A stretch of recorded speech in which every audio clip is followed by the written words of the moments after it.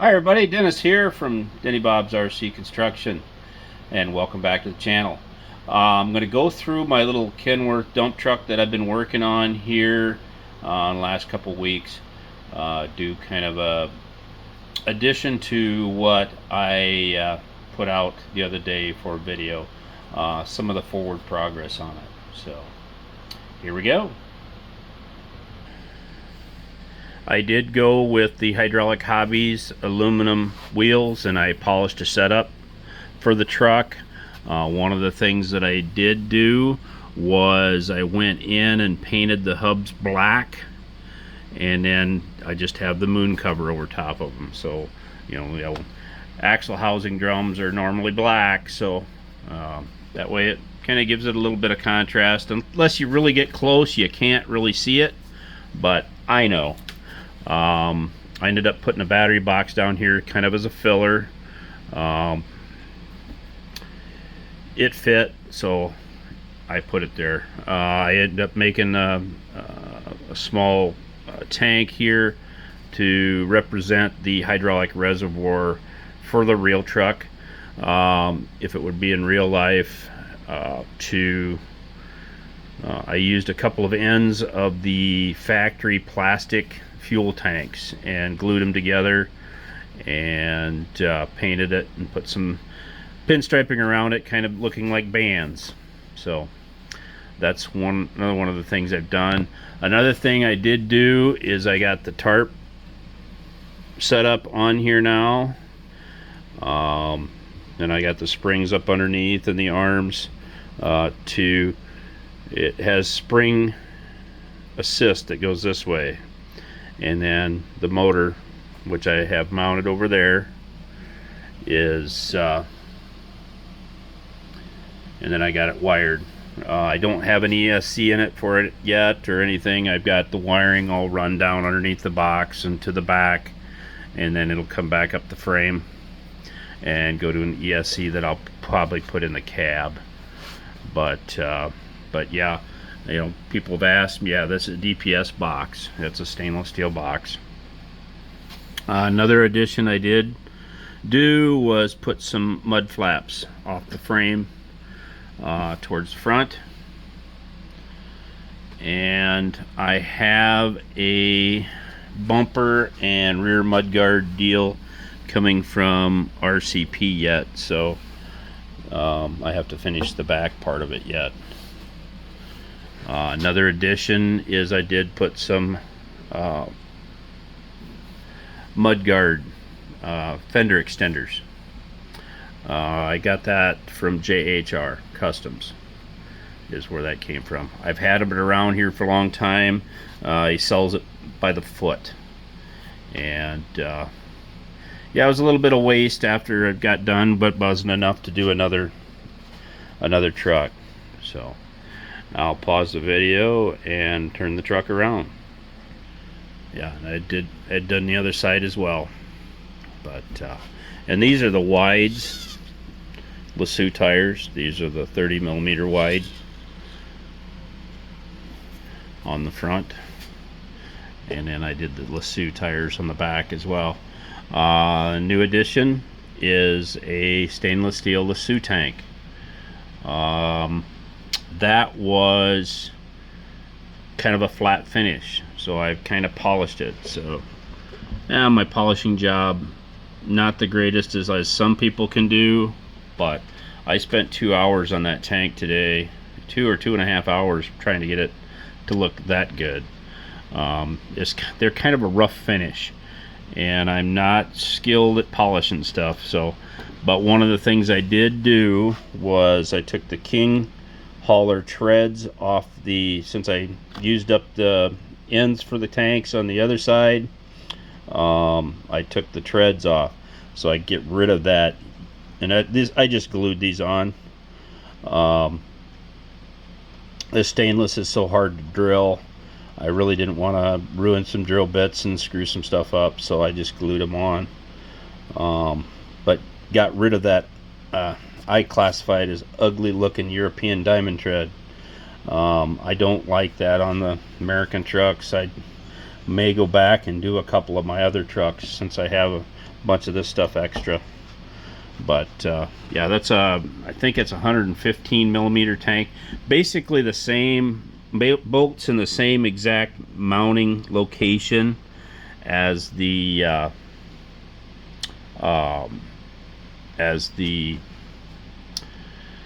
factory tank would, that would go there. Yeah, same length and everything, and I should have enough hydraulic reservoir capacity to raise this one-way cylinder, I'm hoping. And then I ended up, you know, doing the mud flap on the other side. One of the things I did not cover the other day was this does have the RCP solid walking beams mounted to the truck. Yeah, just stock Grand Hauler pipes and King air cleaners, Grand mirrors. Yeah, it's kind of a hodgepodge truck of miscellaneous parts, leftover bits and pieces and whatnot. I'm gonna kind of turn the truck on its side here a little bit, and I need both hands. And I kind of cheated a little bit. I just polished the front side of the tank, what I was going to see. It was so much work just to get that part of it somewhat polished that I ended up doing it that way. I've got it plumbed in here. I got a little filter here to keep any contaminants or dirt or whatever I happen to get in the tank will at least stay out of the pump. Unfortunately, you know, any shrapnel that comes out of the pump, it'll just keep regurgitating it back and forth. I might eliminate that yet and take that out and just go straight from the pump here to there. And I use clear hose on this for one reason. That way I can see oil flowing. That's just, and then I can see if there's any air in the system. These one-way cylinders are kind of tough to get the air out of the hydraulic system. Usually what I'll do is when I get this all wired in and hooked up, I will actually take the hydraulic cylinder off and point it face down and then try to work the air out.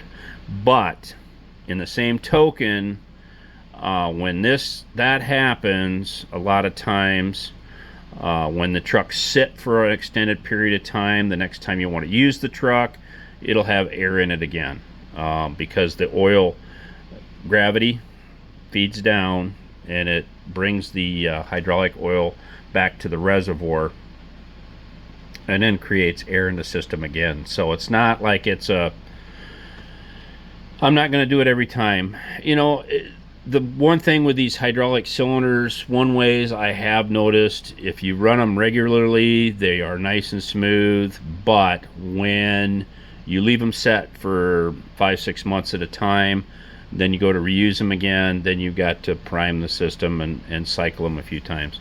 What works really well is to actually put a weight in the box and then have weight to pressure and create pressure, make it work a little bit, and it seems to help a little bit. So, but yeah, the hydraulics pump's still mounted down here like I showed in the first video, and I'm hoping that works there. I have taken them and actually mounted them up in the frame back here or up front here and tried to mount them and tuck them and just keep them out of the way of the drive shaft and suspension travel, because there's all kinds of room underneath here between the bottom of the box and that.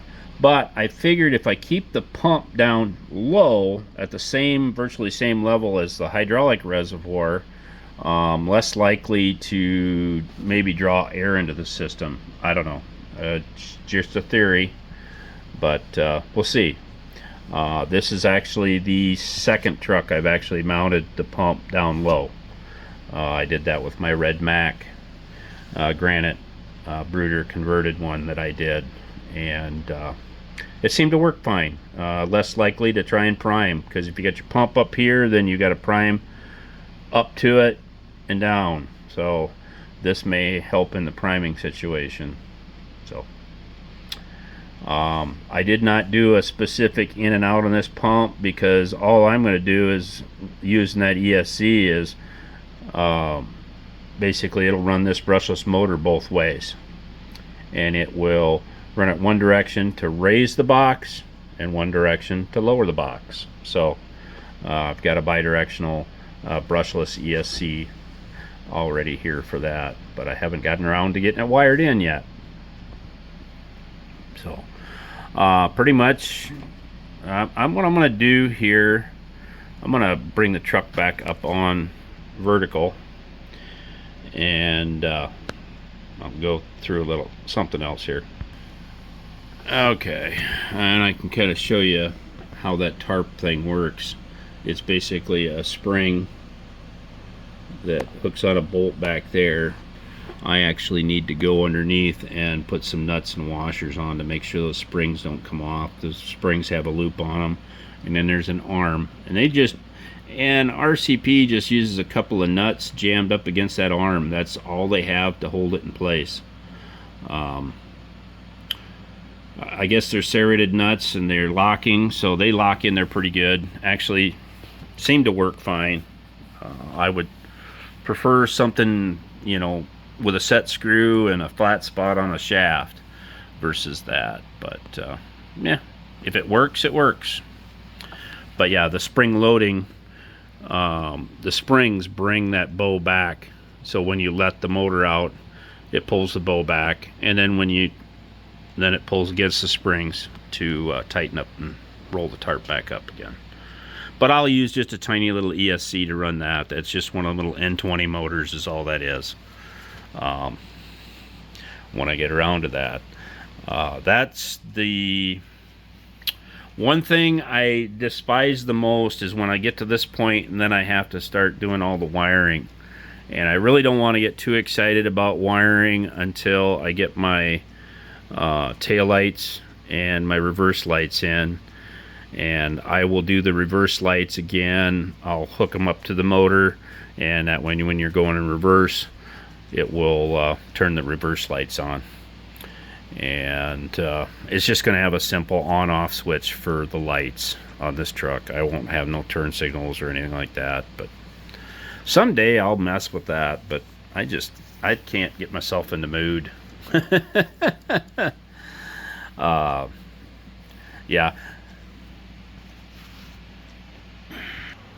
Yeah, those fancy light kits, I just can't seem to get into them. Not even the cheaper ones. Just a lot of little tedious wiring that you have to separate a circuit for right turn, left turn, brakes. And I think all the brakes do is basically turns the red light on the tail light brighter when you stop. Somehow it senses it. I'm not sure exactly how that all works. I don't do it, so I don't honestly know. But yeah, then your right signal and your turn signal, then you have to have Ys hooked up to your receiver for your directional choice. And yeah, it's just another thing to add to the wiring nightmare underneath the hood. And that is my least favorite part of building these trucks, is when I get to the point where it's almost done and then I have to do all the wiring and all the final touches. That's where I start to it's very time consuming, tedious, time consuming, because I like to do it decent and make it look decent. And I don't put cab interiors in the cab just because it's a day cab. I need a place to put a battery. If I want to put a sound kit in, I need a little room for that. With this, I will need 3 ESCs in the cab. It's not like I'm putting one ESC to drive the truck around. That's pretty simple, pretty easy. But when you have to have one for the drive, one for the hydraulic system, and one for the tarp on here, then you start taking up room. And I found some small ESCs that I'll run this little N20 on, but I'll probably run the truck on a 1060. Like I use a lot of Hobby Wing 1060s, and then I have some other brand of brushless bidirectional ESCs that I've got here. I'm not sure what them are, but probably something cheap I got off Amazon. Knowing me, but they always work. So anyway, there, I kind of, yeah, it's coming along. It's coming along. I'm pretty happy with putting the aluminums on. I think they dresses up the truck. I was gonna maybe do just the aluminums on the front, leave the whites, but I don't know. I'm kind of fallen in love with these Alcoa looking wheels, and it really, you know, the paint in the hub's black really makes it pop a little bit, you know, because these are just little baby moon covers that would basically cover your axle, end of your axles. And but anyway, well, thanks for coming along for the ride, and catch you next time.